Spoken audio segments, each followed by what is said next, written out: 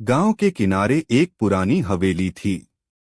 बरसों से वीरान पड़ी थी और लोग कहते थे कि वहां रात में अजीब रोशनी और आवाजें आती हैं। बच्चों को तो वहां जाने से सख्त मना था, लेकिन रवि, जो शहर से अपने नाना के गांव आया था, उसे भूत प्रेतों की बातें सुनकर बड़ी हंसी आती थी। उसने ठान लिया कि वह उस हवेली में जाकर खुद देखेगा कि असलियत क्या है। एक रात जब सब सो चुके थे, रवि अपने टॉर्च और मोबाइल के साथ निकल पड़ा। रास्ते में पेड़ों की छाया ऐसे हिल रही थी जैसे कोई उसका पीछा कर रही हो। दूर से उल्लू की आवाज आई, हवा में ठंडक और सन्नाटा था।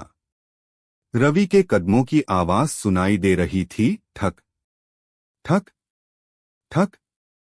हवेली का बड़ा फाटक जंग लगा था।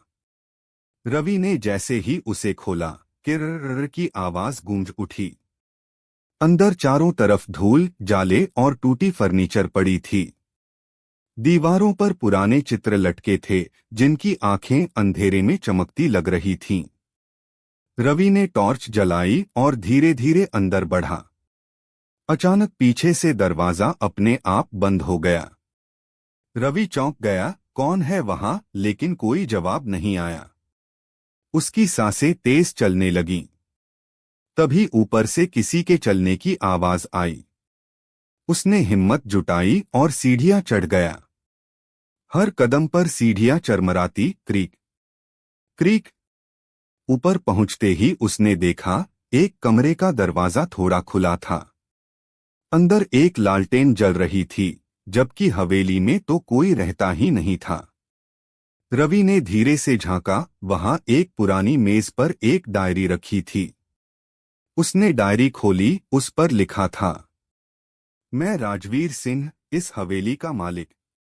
अगर कोई ये पढ़ रहा है तो समझो मेरा श्राप अब भी जिंदा है। रवि का गला सूख गया। उसने पन्ने पलटे, उसमें लिखा था कि एक रात किसी ने हवेली में राजवीर सिंह की हत्या की थी और उनकी आत्मा तब से चैन नहीं पा रही। तभी अचानक कमरे की हवा ठंडी पड़ गई। लालटेन अपने आप बुझ गई। पीछे से किसी ने बहुत धीमी आवाज में कहा, कौन मेरी नींद में खलल डाल रहा है। रवि ने मुड़कर देखा, एक धुंधली परछाई धीरे धीरे उसकी ओर बढ़ रही थी। आंखें जल रही थीं और चेहरे पर खून के निशान थे। डर के मारे रवि चीख भी नहीं पाया। उसने मोबाइल गिरा दिया और भागने लगा। दरवाजे अपने आप बंद होते जा रहे थे। आखिर वह किसी तरह बाहर भागा और सीधे अपने नाना के घर पहुंचा।